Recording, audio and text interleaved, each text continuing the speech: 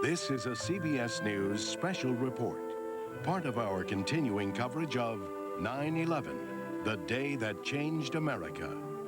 Tonight, a presidential address to the nation. From Ground Zero in New York, here is Dan Rather. Good evening. On a clear, star-kissed night under a quarter moon, President Bush is about to address the nation on this, the anniversary of the attack on America. The president will speak from Ellis Island, where over the years, so many immigrants from so many other countries arrived here in the United States seeking and finding freedom and opportunity. In the background, as the president speaks, will be perhaps the world's best-known symbol of freedom, the Statue of Liberty. Earlier today, President Bush visited all the sites of the 9/11 attacks, the Pentagon, the plane crash site in Pennsylvania, and earlier this evening, he went down to the pit and the Circle of Honor at Ground Zero, just behind me.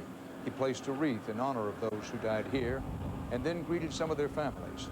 As the president mourned America's losses, he renewed the nation's commitment to winning the war on terror.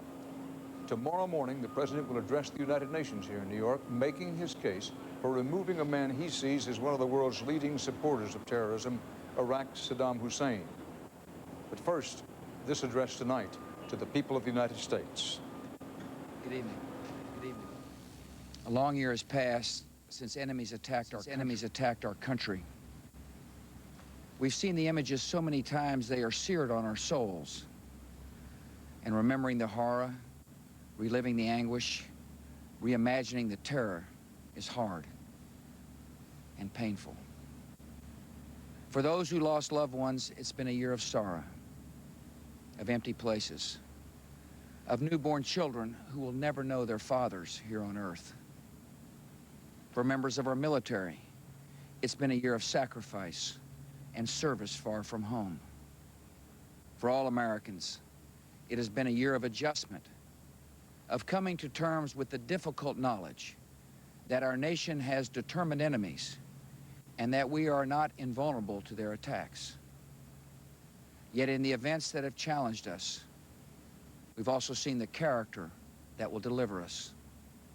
We've seen the greatness of America in airline passengers who defied their hijackers and ran a plane into the ground to spare the lives of others.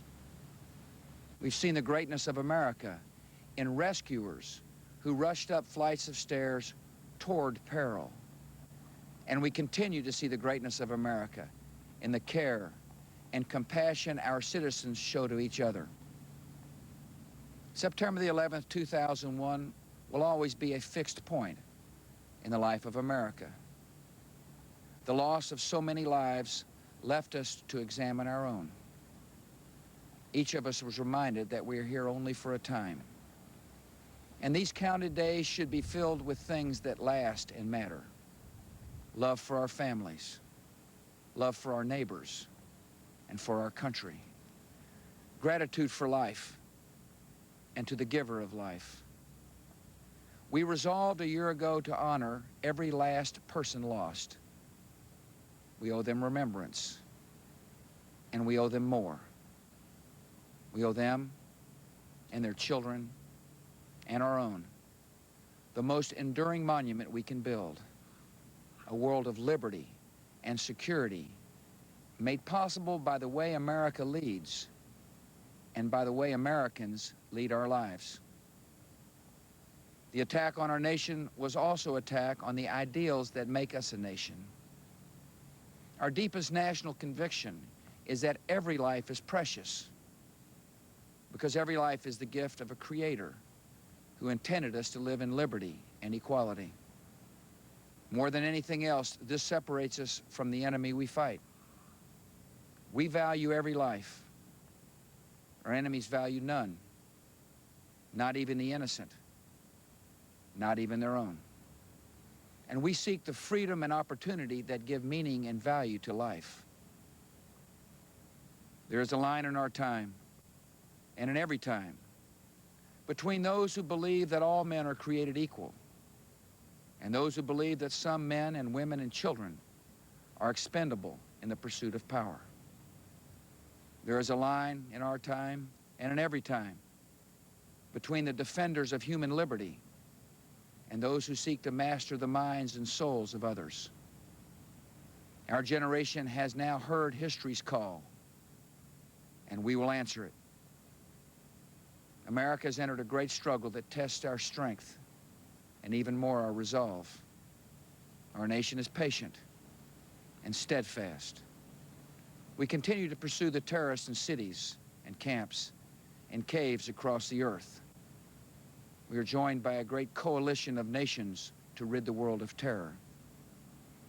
And we will not allow any terrorist or tyrant to threaten civilization with weapons of mass murder.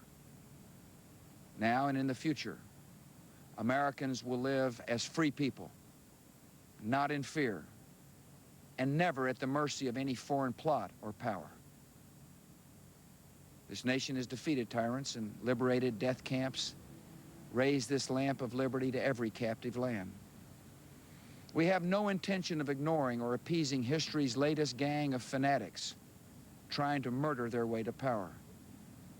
They are discovering, as others before them, the resolve of a great country and a great democracy.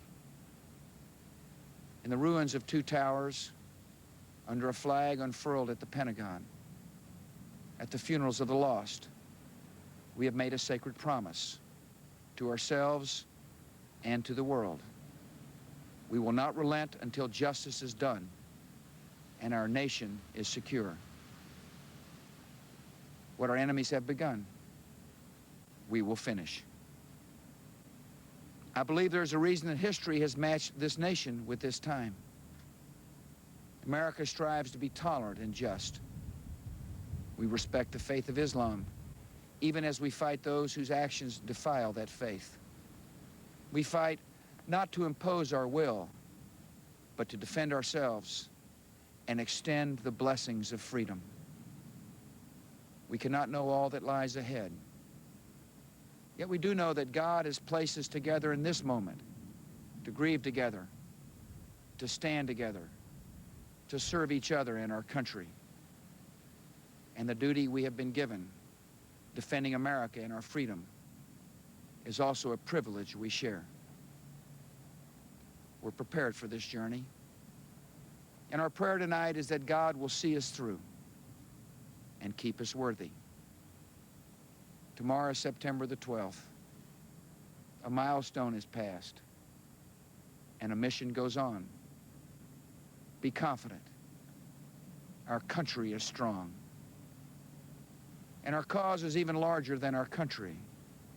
Ours is the cause of human dignity, freedom guided by conscience, and guarded by peace. This ideal of America is the hope of all mankind. That hope drew millions to this harbor. That hope still lights our way.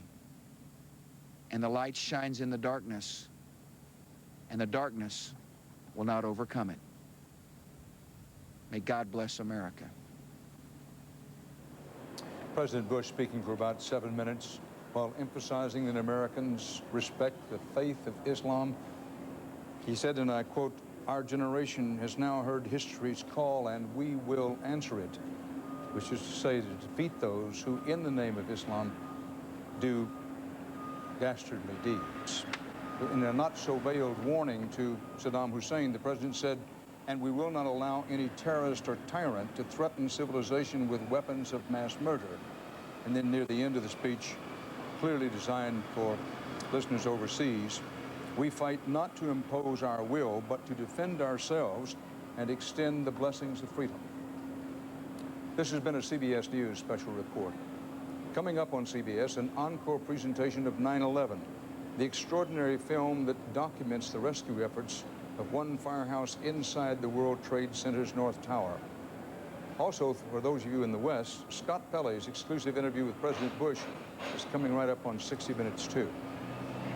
For CBS News, I'm Dan Rather. For some of you in the West, I'll be back in just a moment with our expanded edition of tonight's CBS Evening News.